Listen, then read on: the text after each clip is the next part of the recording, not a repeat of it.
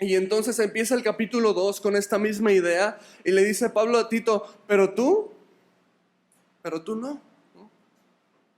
Y sabes, eso es lo que Dios nos quiere decir a nosotros, varones creyentes, varones cristianos. El mundo lleva su vida de esa manera. Los esposos del mundo reaccionan de cierta manera. Los jóvenes del mundo viven de cierta manera, pero tú no. Pero tú, le dice Pablo a Tito, pero tú no sigas ese ejemplo. Tú debes hablar lo que está de acuerdo con la sana doctrina.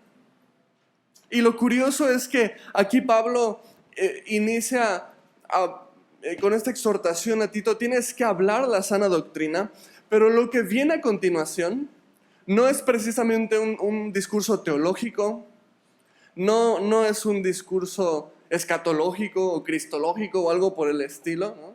Porque a veces tendemos a pensar esta sana doctrina como conocimiento bíblico profundo y tiene que ver, pero no lo es todo.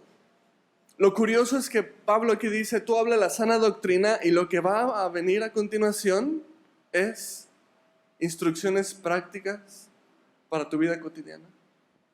Y me encanta porque esto nos lleva al primer punto del estudio de hoy, que es la doctrina se vive. La doctrina se vive. Versículo 2, mira cómo continúa, dice, que los ancianos sean sobrios, serios, prudentes, sanos en la fe, en el amor y en la paciencia. En esta porción que vamos a ir viendo del 1 al 10, vamos a ir viendo cómo Pablo se refiere a diferentes grupos de personas dentro de la iglesia. Y el primer grupo que nos habla aquí es acerca de los ancianos. Talí nos explicó un poquito sobre Creta, ¿no? Una isla, la isla más grande, ¿no? de la provincia. Es parte del propósito de la carta. Vimos incluso que Pablo manda a Creta a Tito, dice, como lo vimos, para corregir las deficiencias que había.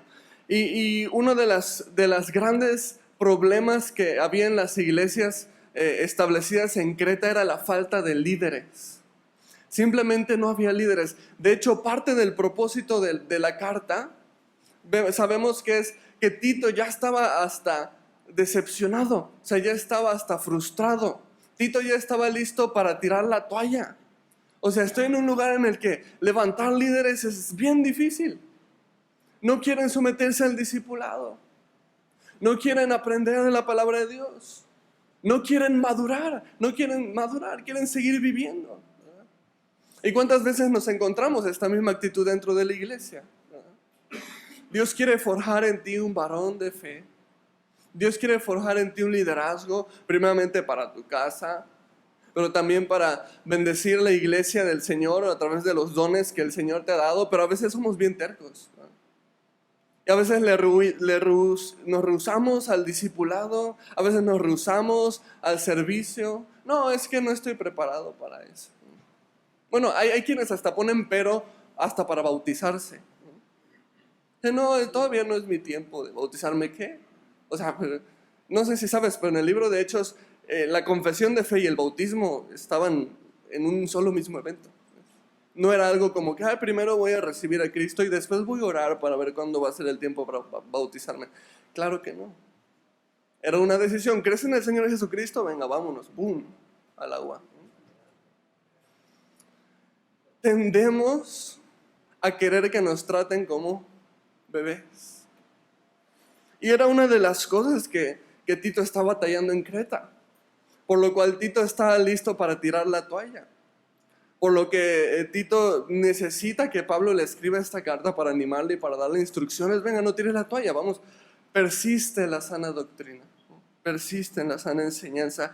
Y aquí en el versículo 2 vemos 5 indicaciones que Pablo le da a Tito acerca de los varones de edad mayor. Le dice primero que sean sobrios. O sea, la sobriedad nos habla del dominio propio. Que sean prudentes, dice también, sanos en la fe, sanos en el amor y sanos en la paciencia. Y esa palabra sanos es importante, ahorita vamos a hablar un poquito. Pero aquí están nuestros análisis clínicos, ¿ok? Aquí está el primer análisis, para que vayas viendo cómo estás por dentro, ¿no? Y es bien curioso porque, ¿sabes qué es lo que te va a impedir de presentar este fruto para el Señor? Lo mismo que los varones de Creta estaban experimentando. Inmadurez. Es mera inmadurez. ¿Qué tan maduro estás en la sana doctrina? Porque finalmente esta conferencia trata acerca de lo que es la sana doctrina. ¿Qué tan maduro estás en la sana doctrina? A veces pensamos en eso y decimos, no, pues yo sé, viene el Evangelio, ¿no? Yo sé que Cristo vino a la tierra, vivió una vida perfecta, murió por mí en la cruz para pagar por mis pecados, resucitó al tercer día, demostrándome que es la resurrección y la vida y puede darme vida eterna con Él. Tengo sana doctrina. Bueno, pero ¿qué tan maduro estás en esa sana doctrina? Porque es inmaduro que un hombre no sea sobrio. Es inmaduro que un hombre no sepa tener dominio sobre sí mismo. Que no sepa dominarse, que se deje llevar por sus impulsos. Es algo terrible en cualquiera que sea el contexto. ¿Cuántas palabras no han salido de tu boca que desearías que nunca hubiesen salido? Nunca haberlas dicho. Es más, a veces en el segundo inmediato, de que después de que lo dices, ching, ya. Era 1 segundo o 2 segundos de reflexión nada más. No necesitabas nada más para darte cuenta que estaba mal lo que ibas a decir. Solo era cuestión de 2 segundos retenerlo. Pero no le diste tiempo al Espíritu Santo para que, espérate. ¿Cuántas heridas hemos creado en nuestra esposa o en nuestros hijos por no haber sabido ser sobrios con nuestras palabras? Va de la mano con lo segundo que le dice Pablo a Tito: prudencia. ¿Cuántos batallamos con la prudencia? Y es falta de madurez. Es falta de madurez, nos impide ser prudentes. Y hacemos, decimos, incluso pensamos con imprudencia cosas que no convienen. Y es interesante los siguientes 3 que dicen: sanos en la fe, sanos en el amor, sanos en la paciencia. La palabra sanos es de un vocablo griego que es ugiano, de donde nosotros tomamos nuestra palabra higiene. Y esta es la idea que nos da. Cuando nos habla sanos en la fe, nos está hablando limpios, higiénicos, ¿no? En la fe, una fe limpia. Pero también, no solamente una fe limpia, sino que una fe que nos limpia, que nos lleva a vivir limpiamente, que nos purifica, que nos transforma, que va quitando esas áreas que le tenemos que entregar al Señor, que no son agradables para Él. Eso es sana doctrina. Eso es sana doctrina, eso es sana fe, eso es sano amor, eso es sana paciencia. Eso que nos va limpiando. Al final de cuentas, la realidad que viene a reflejar en la carta de Tito es que tú puedes tener sana doctrina, podemos decir, o sea, una doctrina limpia o correcta en cuanto al conocimiento, pero si esta doctrina no te lleva a vivir limpiamente, en realidad no tienes la sana doctrina que crees que tienes. Esa es la realidad que viene a revelar la carta de Tito para la vida cristiana. La sana doctrina o la sana fe, como se menciona aquí Pablo, tiene 2 partes. Tiene una parte teórica, que creo que lo sabemos muy bien, pero tiene una parte práctica. Si tienes una pero la otra no, estás incompleto, no tienes la sana doctrina.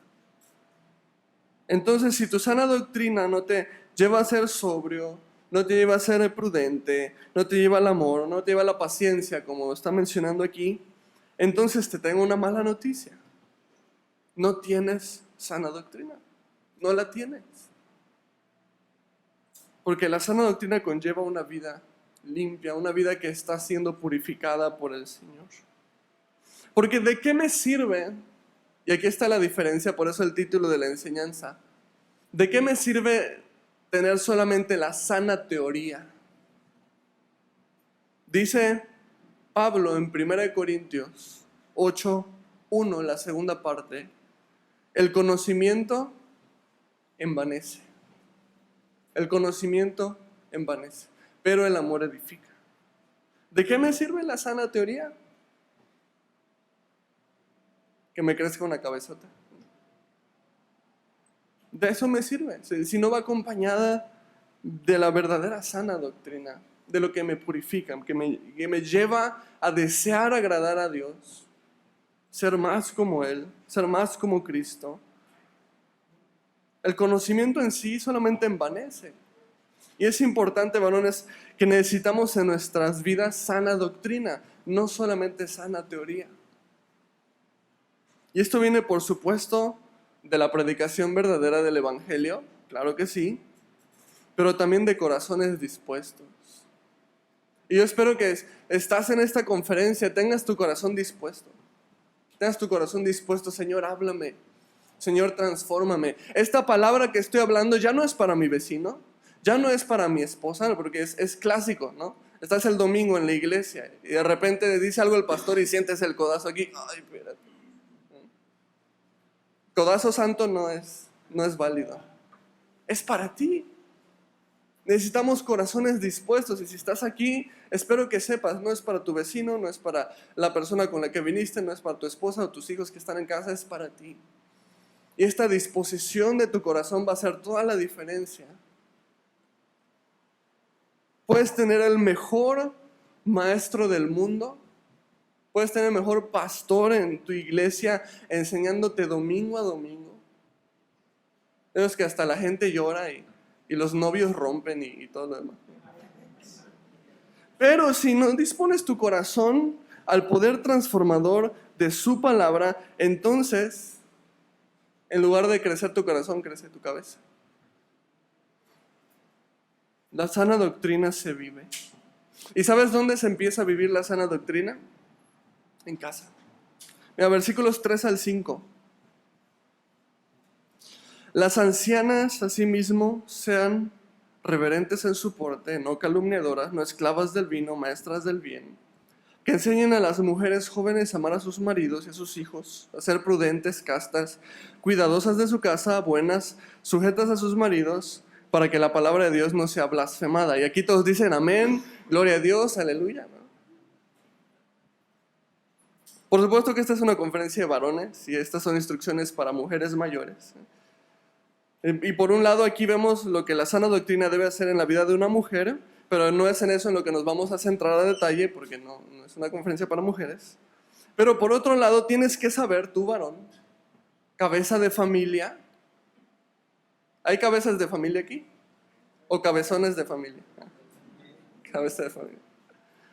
Tienes que saber que es tu deber cuidar que tu esposa y tus hijos estén siendo expuestos a la sana doctrina. Y si bien esta porción que acabamos de leer no va directamente dirigida hacia ti, sino hacia las mujeres, tú tienes, varón, que estar pendiente de que tu esposa, de que tus hijos estén siendo expuestos a la sana doctrina. Y déjame decirte algo, si tu esposa está aprendiendo más el domingo por la mañana de la palabra de Dios que de ti mismo, algo está pasando mal.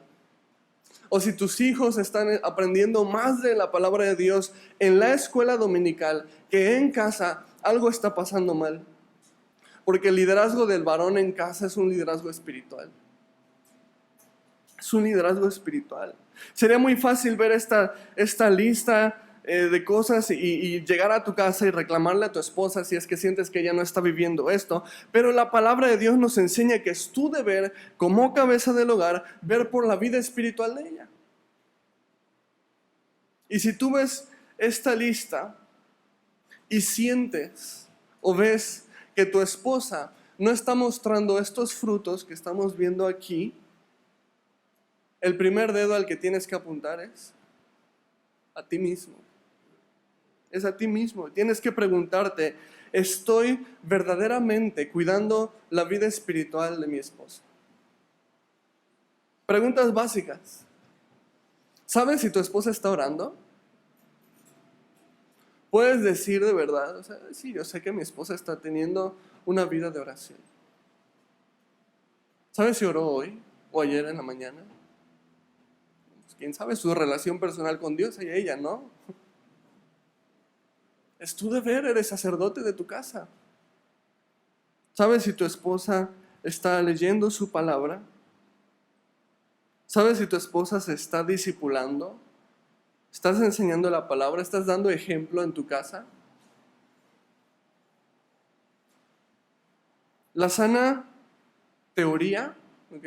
La sana teoría se sabe o se conoce, pero la sana doctrina se vive. Se vive en el día a día y en el primer lugar tiene que estar ahí, en tu casa, en tu hogar, tu esposa, tus hijos. Si eres hijo, tus padres.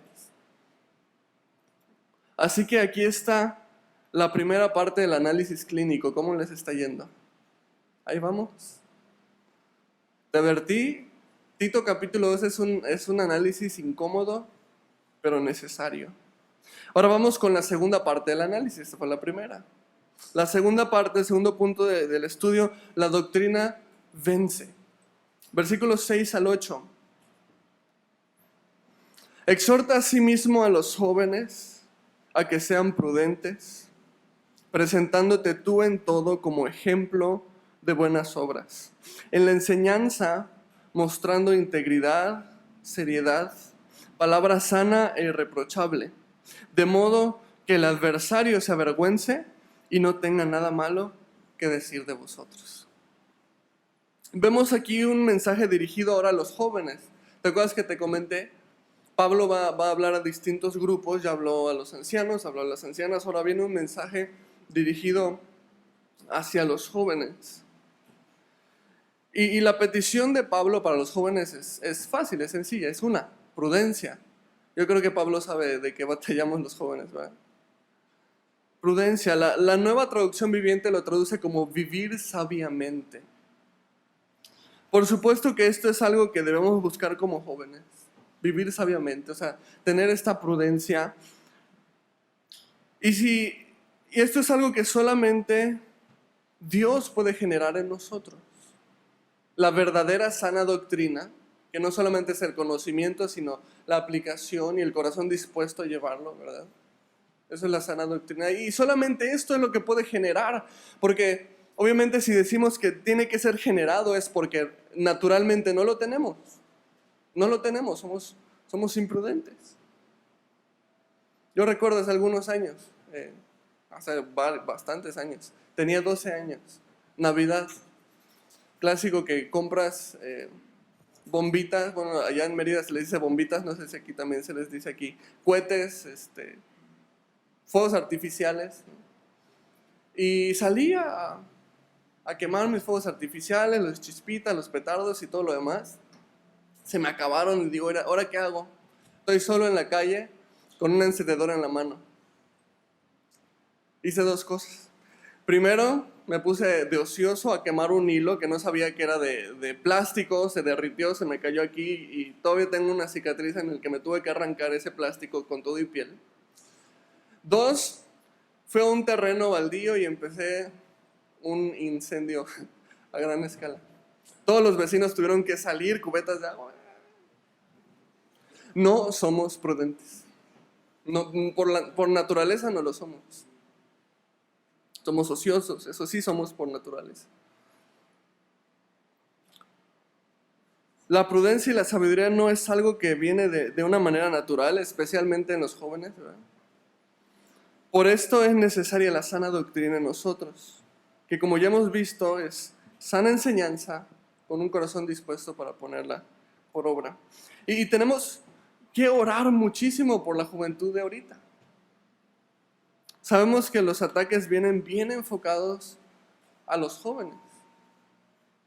Y los temas que se están debatiendo, yo temo mucho por los temas de seriedad que se están debatiendo hoy en día en el ámbito juvenil. Temas serios, de verdad: homosexualismo, unión libre, relaciones fuera del matrimonio, el aborto, ideología de género y demás cosas con las que se están bombardeando. Y son temas ahorita en la juventud serios que están en un momento crucial para desarrollarse, para bien o para mal. Y parece que van más para mal que para bien realmente. Necesitamos la sana doctrina en los jóvenes. Hay algo muy poderoso cuando un joven da ejemplo de santidad. Pablo le dice al mismo Tito, en el versículo 7, le dice: presentándote tú en todo ejemplo. Presentándote como ejemplo. Le dice Pablo a Tito, hay algo muy poderoso cuando un joven se presenta como ejemplo. Y si yo sé que tenemos jóvenes aquí, proponte esto, presentarte como ejemplo, que tu vida refleje a Cristo. Hay algo muy poderoso cuando un joven decide hacer eso. Por eso también Pablo le decía a Timoteo, 1 Timoteo 4:12, decía: ninguno tenga en poco tu juventud, sino sé ejemplo de los creyentes en palabra, conducta, amor, espíritu, fe, pureza. 1 Juan 2:13, el apóstol Juan decía: os escribo a vosotros jóvenes porque habéis vencido al maligno. Y vemos aquí en Tito 2:8, dice: de modo que el adversario se avergüence. Dice Pablo, preséntate como ejemplo de todas estas cosas, de modo que el adversario se avergüence. Y lo que la palabra nos enseña es que hay algo muy poderoso cuando una persona decide darle la espalda a la filosofía del mundo para decidir ser ejemplo de Cristo y reflejar a Cristo. Es una victoria tremenda sobre el maligno. Tanto Pablo como Juan estaban de acuerdo en esto. El adversario se avergüenza. El maligno es derrotado en esto. La realidad es que la sana doctrina vence. Por eso es el punto número 2. La sana doctrina vence. La sana doctrina trae victoria. El creyente que vive la sana doctrina vive derrotando al adversario día con día. Día con día. Vive avergonzando a Satanás, al adversario. Y que quizás alguien aquí diga: pastor, yo no siento que estoy derrotando a Satanás día con día. Al contrario, yo siento que día con día me está dando una arrastrada. Está bien y se vale. Se vale que a lo mejor te sientas o veas esa condición en tu vida. Pero lo primero que hay que hacer es quitar la falsa perspectiva de que el creyente ya no peca.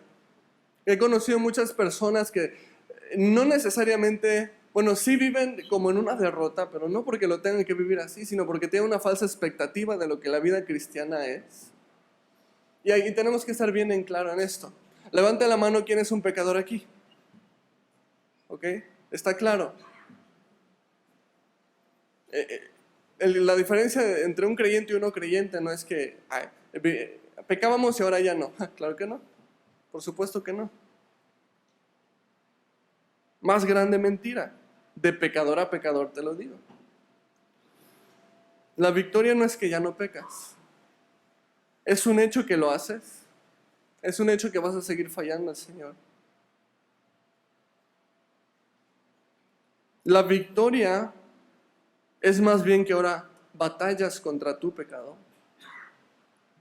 Y cuando tú batallas, Dios te da la victoria. Cuando estábamos sin Cristo, vivíamos siguiendo la corriente de este mundo. Dice Efesios capítulo 2, vivíamos en los deseos de nuestra carne, vivíamos entregados al pecado, vivíamos cómodos en el pecado y ahora batallamos el pecado. Ahora lo batallamos. Pablo describía esto perfectamente en Romanos capítulo 7, ¿te acuerdas? Cuando Pablo dice: miserable de mí, ¿quién me va a librar de este cuerpo de maldad? Lo que quiero hacer no lo hago, lo que no quiero hacer eso termino haciendo, y hallo esta ley, que soy chafa, que soy malo, que el mal vive en mí. Y es un hecho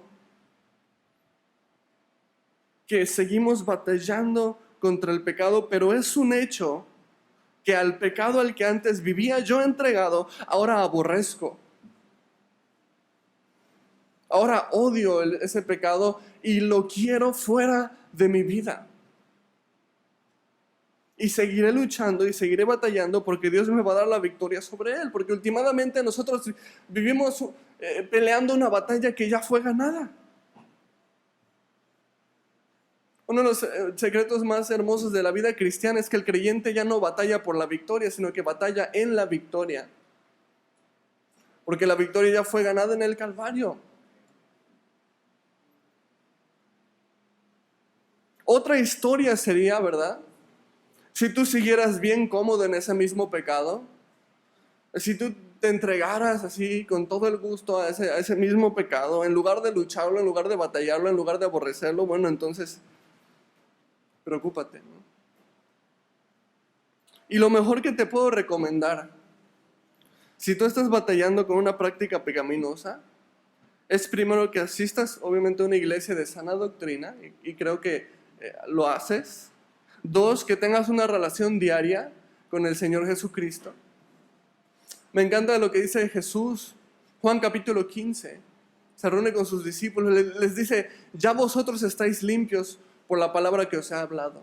Dice, ya estás limpio, pero les da una instrucción, ahora permaneced en mí. Como el pámpano no puede hacer nada separado de la vid. Y de esto se trata, una permanencia diariamente en Jesús. Jesús ya te ha limpiado, ya estás limpio, pero necesitas comprender en tu vida cristiana lo que es la permanencia en la palabra de Dios, permanencia en la presencia de Dios, un caminar diario con el Señor. Y yo sé que esto puede ser difícil si es que tú estás batallando con un pecado en el que caes una y otra vez porque te puedes sentir sucio, o te puedes sentir hipócrita, o puedes llegarte a sentir condenado por eso. Pero la Biblia me dice que si nosotros fuéramos infieles, ¿Él qué hace? Él permanece fiel. ¿Por qué? Porque Él no puede negarse a sí mismo. O sea, porque eso es lo que Él es.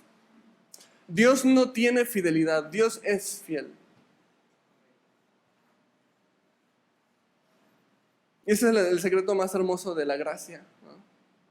No es un permiso para pecar, definitivamente, y lo aclara Pablo en Romanos. Perseveramos en el pecado para que la gracia abunde. De ninguna manera, dice Pablo. No es un permiso para pecar, pero a lo mejor es un permiso para que te levantes si es que has pecado y perseveres y permanezcas en el Señor. Puedes acercarte a Dios si has pecado, si has vuelto a fallar en lo mismo, porque la única manera en la que vas a obtener la victoria del pecado que estés batallando es encontrando una permanencia en el Señor. Porque es el Espíritu Santo el que te da el poder sobrenatural para vencer el pecado con el que estés batallando. No viene de ti, tú no puedes. Ya lo has intentado una y otra vez y te has dado cuenta lo mismo que Pablo. Soy chafa, el mal vive en mí, miserable de mí, ¿quién me va a librar de este cuerpo de muerte? Pero dice Pablo también, pero gracias doy al Señor Jesucristo.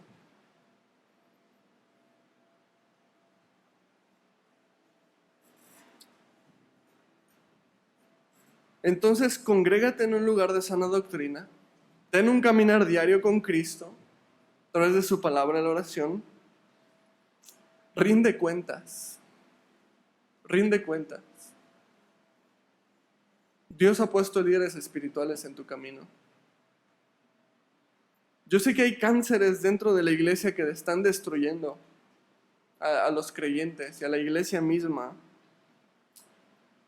Dentro de estos temas de batallar con la práctica del pecado, uno de los primeros, a lo mejor el primero tiene que ser la pornografía, de lo que habláramos. Tan fácil, a un clic de distancia y en lo privado. Qué fácil te la ha puesto el enemigo, ¿verdad? Otras cosas como el adulterio.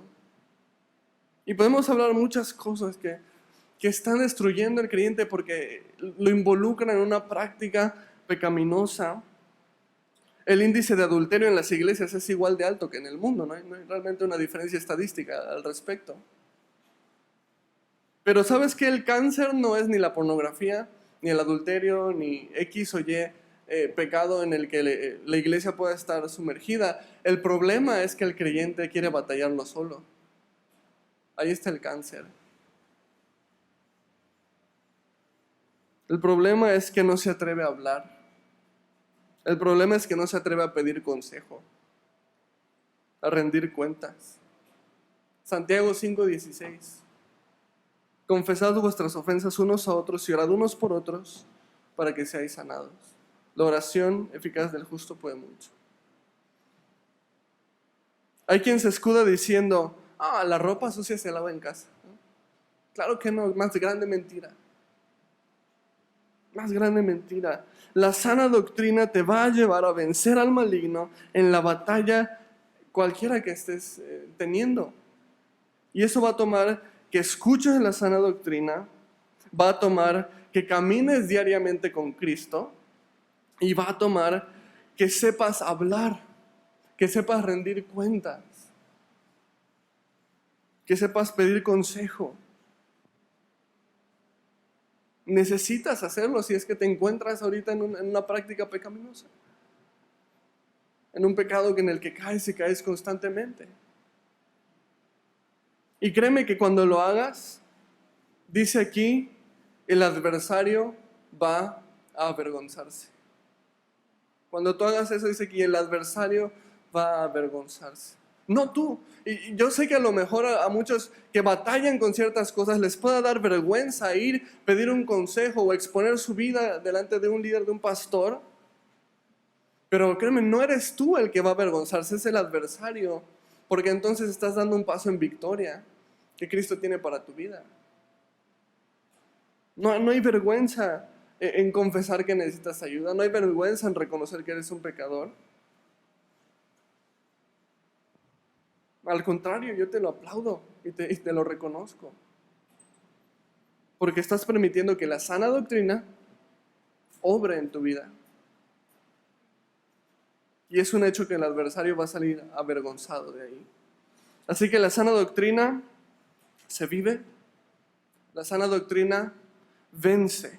Ahora, la tercera y última parte de la sana doctrina glorifica. Versos 9 y 10.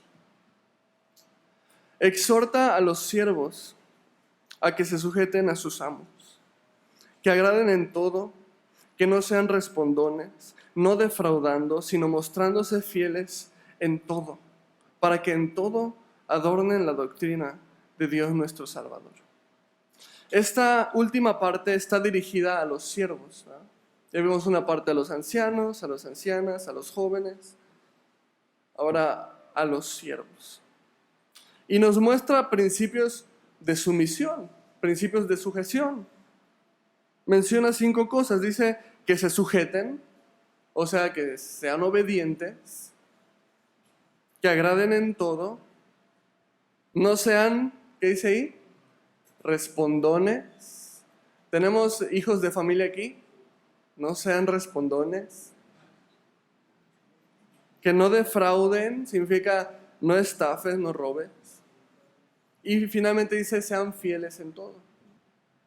¿Qué estándar tan alto, va a ser? Espérate, sean fieles en todo. Y por supuesto en nuestra cultura no se acostumbra ya a tener siervos o esclavos. Podríamos decir, uy, qué bueno, pues esto no me toca a mí porque ya no hay esclavos, ya no hay siervos, y esta parte podría quedar anulado de la Biblia. Claro que no. Porque la palabra siervos que utiliza aquí Pablo es una palabra que seguramente estás bien identificado con ella en el griego, la palabra doulos. ¿Y qué era un doulos? Un siervo por voluntad propia, ¿verdad? Porque en Israel Dios puso regulaciones para que no hubiera abusos de siervos, y una de las regulaciones, cuando alguien compraba un esclavo, es que no lo podías tener por más de 6 años. No existía tal cosa como la esclavitud forzada perpetuamente. Si alguien se vendía como esclavo, era por 6 años, al 7º era liberado. Pero si el siervo sabía que su amo era bueno, que era básicamente ya parte de la familia, que le convenía continuar viviendo con su amo, entonces el siervo iba a un poste, se le hacía un piercing, ¿no? Una perforación en la oreja, y eso significaba que ahora era un doulos, un siervo por voluntad propia, un siervo por amor a su amo, o por amor a su familia que ahora tenía en la casa de su amo. Y entonces es la palabra que usa Pablo aquí, es la misma palabra con la que Pablo inicia, de hecho, la carta. Esta misma carta al principio inició con esta misma palabra. Pablo empieza describiéndose como siervo de Dios, como doulos de Dios. Así que mi hermano, si tú deseas ser siervo de Dios, tienes que tomar estas instrucciones para ti. Al final del día, si vamos a vivir la sana doctrina en nuestra vida cotidiana, nuestro motor tiene que ser el glorificar a Dios, el agradar a Dios. Por amor a Dios, vivir una vida santa, una vida piadosa que le agrade. Quizás no somos esclavos de ningún hombre, pero dice Pablo en Romanos, sí somos esclavos de Cristo. Somos esclavos de Cristo, somos siervos del Señor Jesús. Y lo que hagamos debe estar motivado para glorificar a Cristo. Y esta es la idea con la que termina el verso 10, cuando dice al final, para que en todo, y me encanta cómo termina, dice el versículo 10, para que en todo adornen la doctrina de ¿quién? No dice Calvary Chapel, ¿verdad? No dice Semilla. Dice de Dios, la doctrina de Dios nuestro Salvador. Y esta palabra adornar en el original significa literalmente poner piedras preciosas, como incrustaciones, ¿no? Cuando tú tienes piezas de joyería o al anillo de compromiso, ¿no? Le pones un diamante. Esa es la palabra que está usando aquí.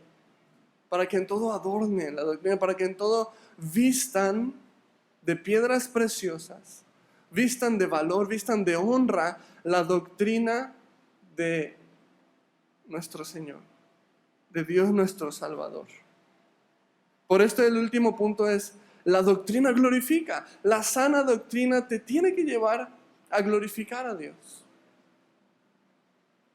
Cuando tú llevas la sana doctrina, tu manera de vivir, lo que dice Pablo es que estás poniendo piedras preciosas en la enseñanza de Cristo. Y no es que la enseñanza de Cristo necesite ser embellecida o que necesite algo de ti para que sea más preciosa o algo por el estilo. El Evangelio ciertamente no necesita nada de nosotros, pero al mismo tiempo cuando nosotros lo vivimos podemos reflejar su belleza a otras personas.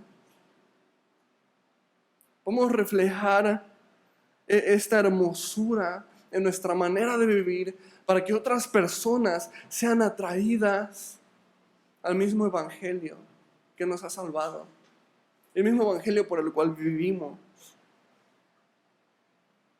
Y qué hermoso que podamos hacer esto con nuestras vidas mismas.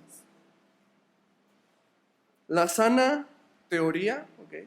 La sana teoría solamente glorifica al hombre y su intelecto.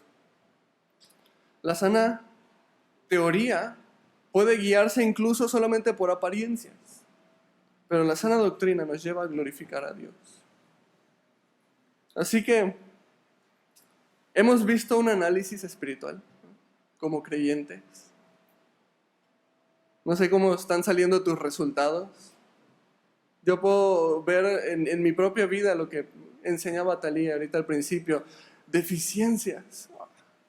Puedo ver muchas deficiencias, pero sé que el Señor es lleno de gracia y que su gracia me está motivando a no tirar la toalla, a no rendirme, a vivir para Él, a continuar peleando la buena batalla. Estamos en un movimiento de sana doctrina, pero podríamos estarnos quedando nada más con la sana teoría, ojo. Vimos 3 puntos: la doctrina se vive, la doctrina vence y por último la doctrina glorifica. Y si puedo terminar con un pensamiento, me quedo con el final del versículo 10. Para que en todo adornen la doctrina de Dios nuestro Salvador. Y esta es la doctrina.